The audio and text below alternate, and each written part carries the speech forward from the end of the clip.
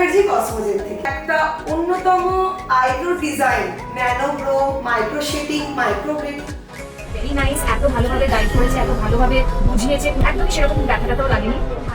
আমি চাইবো যে যারা আইব্রো করতে চাও, স্কিনের যদি কোনো প্রবলেম থাকে তো রিয়ালির সঙ্গে অবশ্যই যোগাযোগ করে এখানে আসতে পারো। তো তোমরা কি একটা পারফেক্ট আইব্রোস চাইছো লাইক দীপিকা পাড়ুকোন? তারা অবশ্যই ট্যাটু লুকস করেন, তাহলে এটা করে ন্যাচারাল ব্রোস, ন্যানো ব্রোস।